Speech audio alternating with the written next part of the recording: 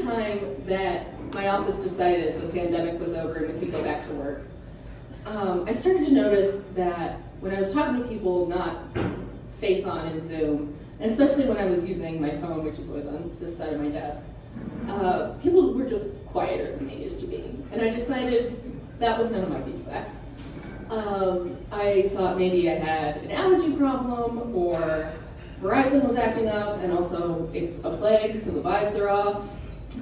And I just really didn't want to deal with it.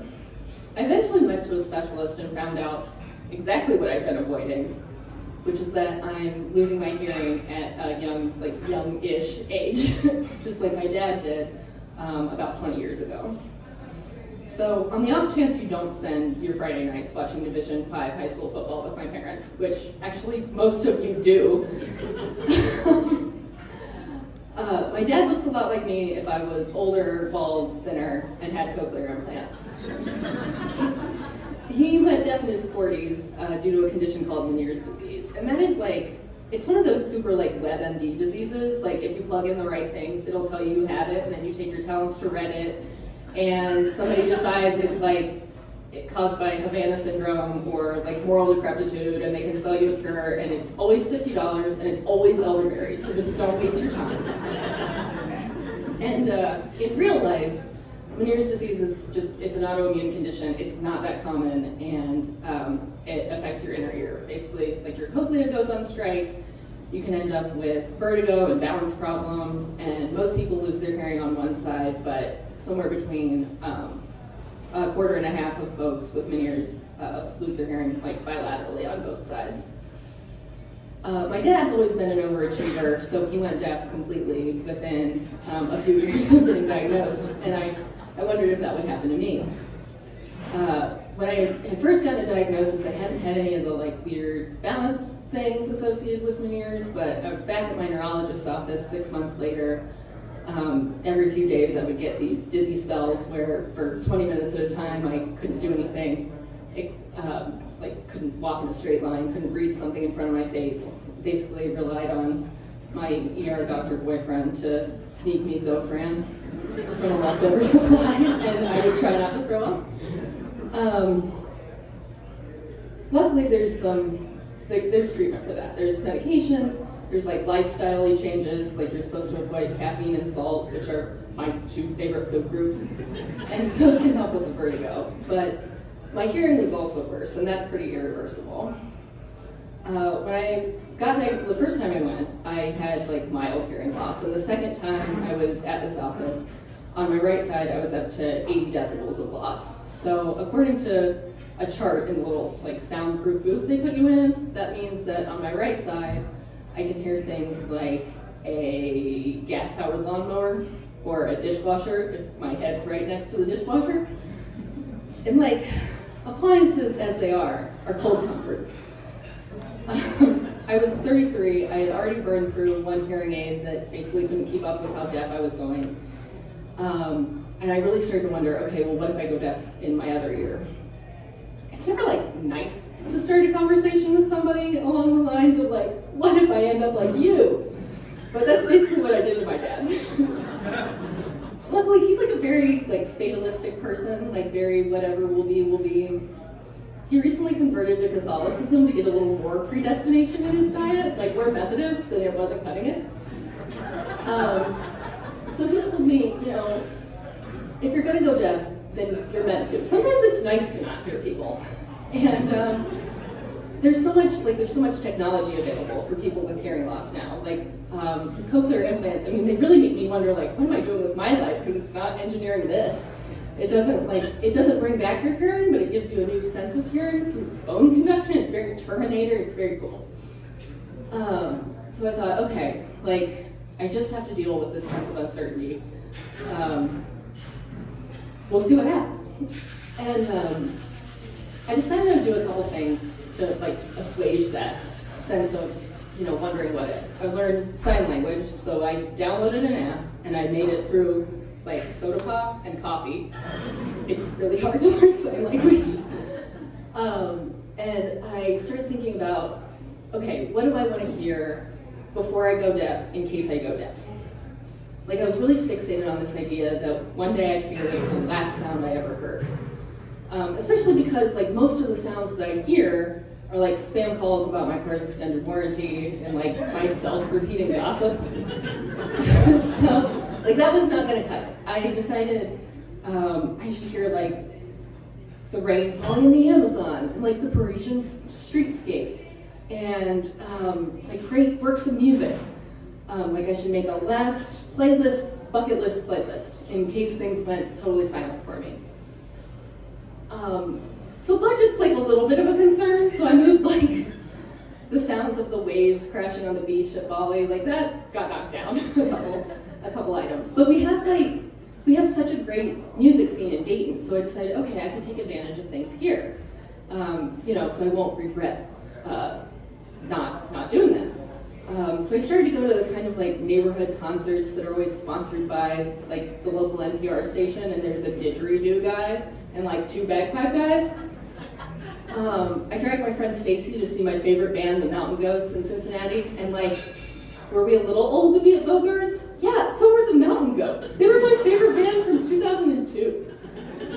And my friend Katie is really into musical theater, so she kind of helped me organize. They're all here, a bunch of my friends, to kind of go see touring shows and community shows and that kind of thing, whenever that was in town.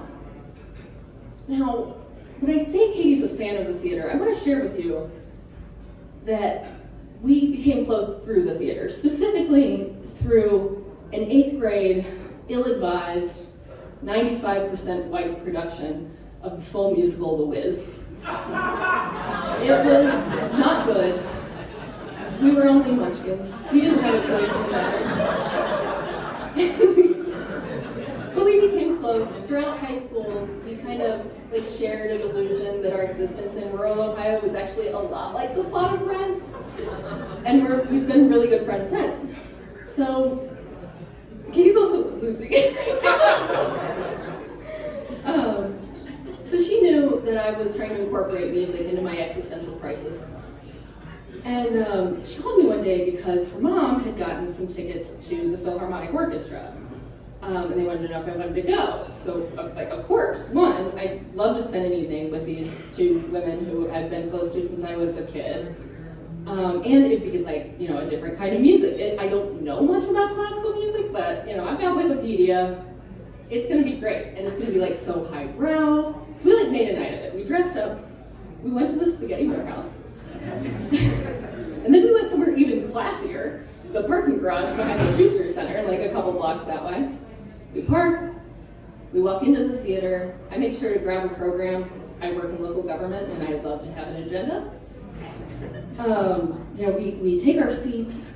It's right in the middle of the theater where I can hear really well.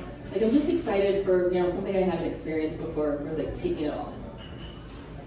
And then, the orchestra takes the stage, and as I noticed something among this, this incredibly talented sea of musicians. Like, it's these people who have dedicated their life to their craft, who know so much about this art form that I can barely comprehend. And because I'm a good friend, I point out what I noticed to Katie. Amongst this sea of, I just Googled it, it's 144 musicians in the orchestra. There's this one cello player.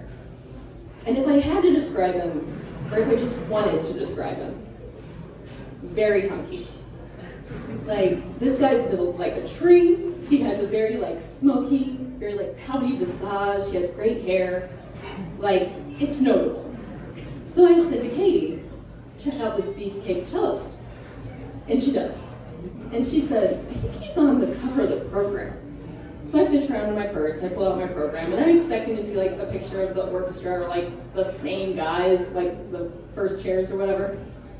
No, the cover of the program is it's a dark room, it's him and his cello and a spotlight, and there's a fog machine. It's very GQ cover model treatment is happening. So I said to Katie, do you think he's the Joe Jonas of this orchestra? And she said, yeah, no, he's their moneymaker for sure. They know what they've got. And when something's funny to exactly you and one other person, that's where we had arrived. So, for the rest of the show, it was not about what my ears were hearing, it was about what my eyes were seeing. We were like totally cracking up over this guy who, was just doing his job. Like, I was not acting like I was 33, and we have like long-term partners and careers and homes and mortgages and biological clocks and health issues and student loans that are only suspended indefinitely. We were in 7th grade all over again, and it was like we were like gossiping about a boy at camp.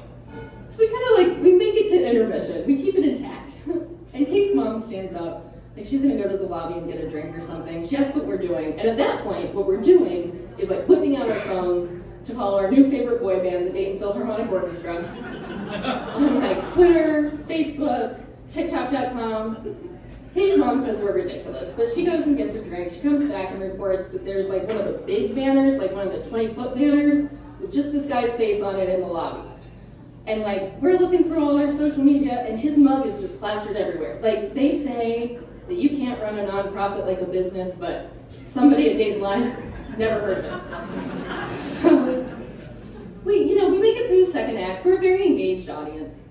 And, but I also get into the music. Like, there's a French horn solo, and it's beautiful and moving, and it's not like anything I've heard before. And so, like, my bucket list is really paying off.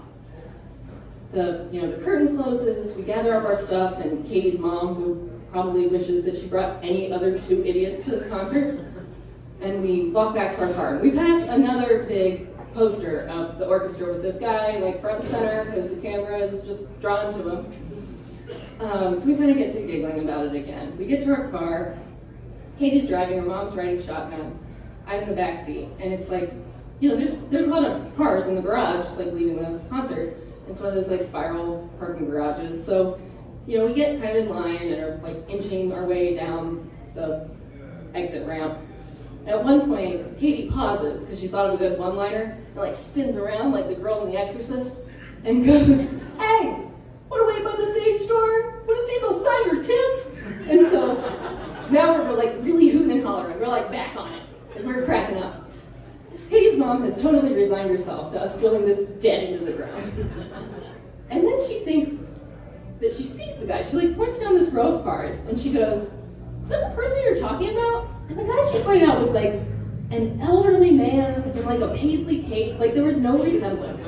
And so now, like the 14-year-olds we've reverted to being, we're totally ragging on Katie's mom. So everybody we see, we've got to point out, like an old lady in a floral cape. Is that him? Like a little kid, "Oh, that's him, I think I see him." Like somebody seeing out, "Oh, cool, is that him?" Like we're cracking ourselves up. We get to the exit, like the arm to the garage goes up. Katie's laughing so hard, she pulls out, she kind of guns it. And then she slams on her brakes. Because there, in the middle of North Ludlow, and we're barreling right at him. He's got his cello on his back. He's got his headphones in his ears. It's the hot cellist. And he's on his own audio journey, and his own journey of illegal jaywalking also. And I mean, like, we're going straight towards him. Our windows are down because it's nice out, and Katie's mom points straight through the windshield, and not says, but screams, "There he is, it's him! Oh my gosh, don't hit him!" And in that moment, as the front bumper of my best friend's 2012 Toyota RAV4 screeches to a halt mere centimeters away from this certified sex icon, and an instrument the two of us would never be able to afford to replace. It occurs to me, almost like for the first time, that I'm having something of a universal experience. Because whether I go deaf or not, everyone is one day going to hear the last thing they're going to hear. That was my story. Thank you.